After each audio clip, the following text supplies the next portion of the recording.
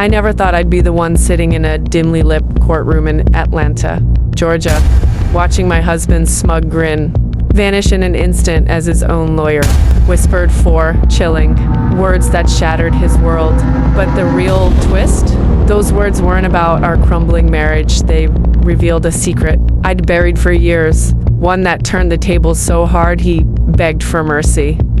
And me? I just sat there, heart racing, wondering if revenge could taste this sweet. Girl, if you've ever felt betrayed and powerless, hang on. Fury, because how I flipped the script from rock bottom to unbreakable is about to blow your mind. Before I spill how everything flipped upside down, I just want to pause and say thank you from the bottom of my heart for being here, listening to me open up like this. It means the world knowing I'm not alone anymore. If you've ever felt tossed aside or underestimated, drop a comment and tell me where you're watching from right now, what city, what time it is there. I read every single one, and picturing you out there keeps me going.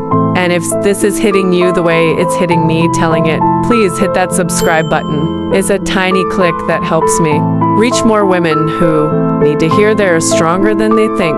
Okay, here's what really went down. My name is Jenna Harper.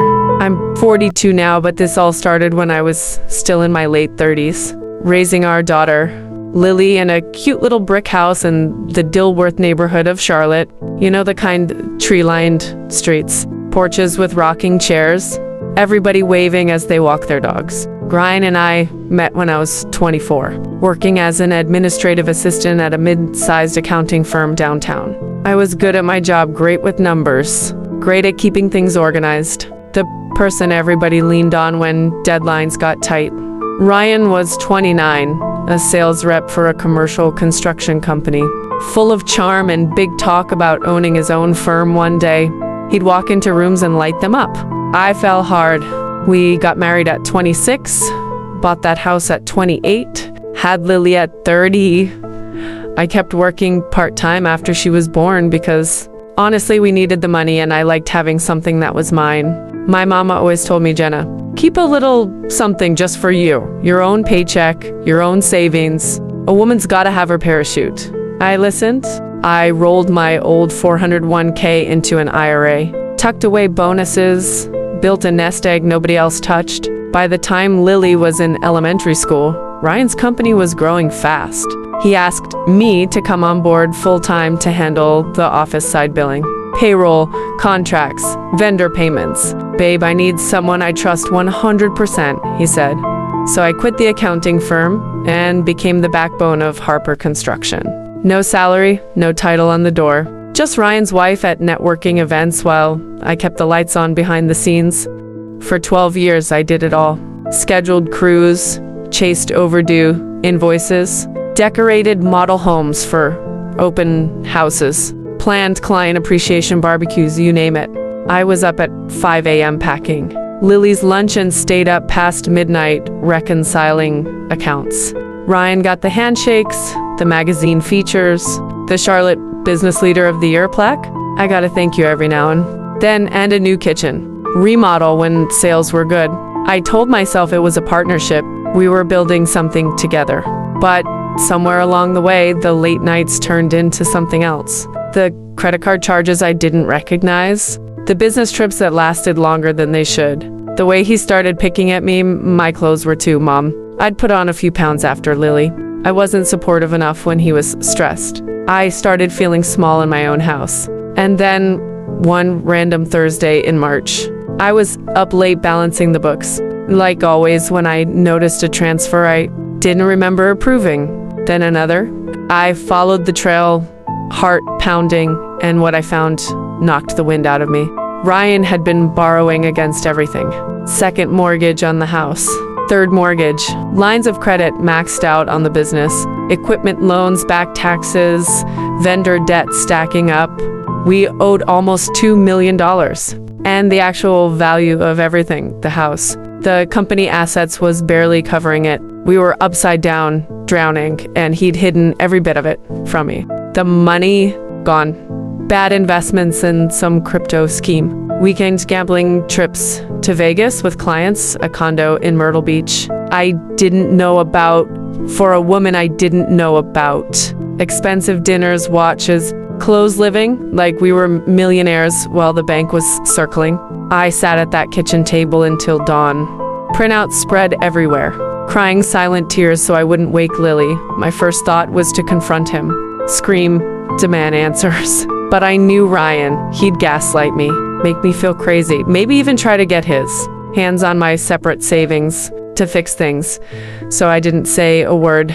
Instead, I started protecting myself quietly. I moved my IRA and the inheritance. My mama left me about $480,000 total into an irrevocable trust for Lily. Untouchable. I made copies of every shady document, stored them off-site with my sister in Raleigh, backed everything up on encrypted drives, and then I waited. Because deep down, I knew a man living that double life wouldn't stick around forever. Fast forward 18 months, Ryan comes home one Tuesday, sits me down in our living room, the one I'd painted that perfect warm gray, and says, "Jenna, I want a divorce." Just like that, calm, businesslike. He wanted the house, the business, the trucks, the lake boat, everything. I could keep Lily, he said, like our 16-year-old daughter was some consolation prize. I stared at him across the coffee table. I'd refinished myself and felt the floor drop out, but I didn't cry. Not in front of him. The next weeks were hell. He moved me into the guest room. His mom, Carol, showed up with her fake sympathy and helped him decide what I could take. Cold clothes, some dishes, nothing valuable. Marital assets, she kept saying like she was the expert. Lily watched it all, confused and hurt, pulling away from both of us, but especially from me, because Ryan was feeding her lines about how I was making things difficult. Then his girlfriend, Madison, 26, worked in his office. All highlights and designer leggings started coming around. She'd cook in my kitchen, sit on my couch, act like the house was already hers. Ryan paraded her like a trophy while I packed my life into plastic bins. My closest friend from book club, Sarah, was suddenly always checking in, always asking questions that somehow got back to Ryan the next day. It clicked. She'd been crushing on him for years, and he was using her to keep tabs on me. 20 years of friendship traded for his attention. I felt so alone. Bills were piling up, my credit cards got cut off to separate finances, and I moved into a tiny 2-bedroom apartment. Lily, boxes stacked to the ceiling, secondhand furniture, ramen nights. Meanwhile, Ryan posted pictures with Madison captioned "New beginnings, grateful." Everyone thought I was broken. My sister begged me to get a tougher lawyer, take him to the cleaners. Friends whispered about how sad it was, how I'd let him walk all over me. Even my own lawyer, Claire, an absolute shark in heels, looked at me with pity at first, like I'd given up. But I hadn't. I'd been playing the longest game of my life. Claire and I built the perfect trap. The divorce agreement looked generous on the surface. Ryan got the house, the business, the vehicles, everything he demanded. I asked for a modest cash settlement, $60,000 and shared custody. He jumped at it, thinking he'd won big. His lawyer kept pushing for a full financial audit. Ryan shut him down fast. "I built this company, I know what it's worth," he bragged. Madison wanted the wedding planning to start, so no delays. I played the part perfectly. Showed up to mediation looking tired, defeated, voice soft. "I just want to start over," I'd say, eyes down. Ryan ate it up, started spending more, flashing a new Rolex, taking Madison on weekends to Asheville. Meanwhile, Lily was noticing cracks. Dad saying money was tight for her college fund, but buying Madison a new car. She started asking questions I couldn't answer. Yet, the final hearing day arrived, June, in Mecklenburg County Courthouse. Humid air, sick outside, air conditioning blasting inside. Ryan strutted in, Armani suit crisp, grinning like he'd already won. Carol sat in the gallery, beaming. Madison waited outside, scrolling Instagram. I walked in plain dress, no makeup, looking every bit the woman they expected, worn down, ready to disappear. The judge reviewed the papers, asked if I understood I was giving up substantial assets. I said yes softly, that I just wanted Ryan to have what he asked for. She hesitated but moved forward. Ryan signed page after page without reading, eager to get it over with. Then his lawyer hit the addendum, the full liability disclosure. Every mortgage, every loan, every maxed out account listed plain as day. Total debt, nearly $2 million. Net value, negative. I watched it happen in slow motion. His lawyer leaned in, whispered those 5 words, "You're assuming all the debt." And Ryan's face went white, hands shaking, papers rattling. He stood up, yelling fraud, claiming I'd hidden it. The judge shut him down cold. "Mr. Harper, you declined an audit against advice. You signed the waiver. These are your debts, your signatures." She banged the gavel. Agreement final.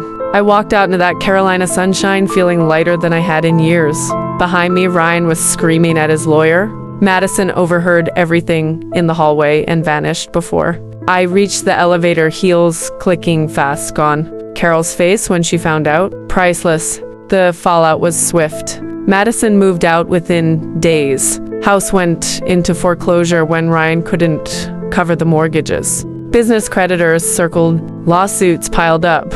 He filed bankruptcy 6 months later, lost everything he'd bragged about. Carol stopped her church lady gossip real quick when relatives started asking questions. Sarah tried apologizing, texts, voicemails. I didn't know it was this bad. I never replied. Some betrayals don't get second chances. Lily figured it out on her own, saw the documents, watched her dad scramble. One night she hugged me tight and whispered, "You protected us." That hug from a teenager? Worth every sleepless night. My settlement money got us stable, new beds, reliable car, groceries that weren't generic. The trust fund stayed safe for Lily's future college paid. No loans, no matter what.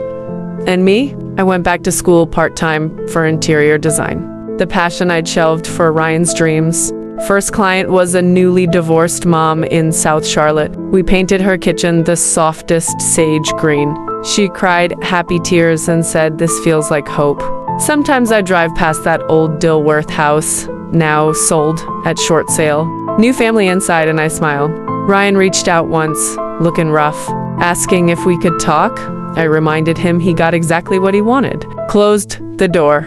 Ladies, if you're listening and feeling stuck, whether it's money worries, a man who makes you feel small, health scares, burnout, whatever, know this, you're stronger than you think. Build your network. Join that local women's group. Download Bumble BFF. Find your people.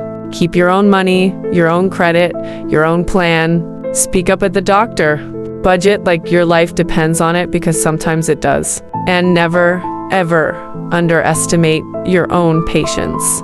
I'm living proof rock bottom can be the foundation you rebuild on stronger, wiser, free. Thank you for letting me share my heart with you. You've got this, girl. We all do. We all do.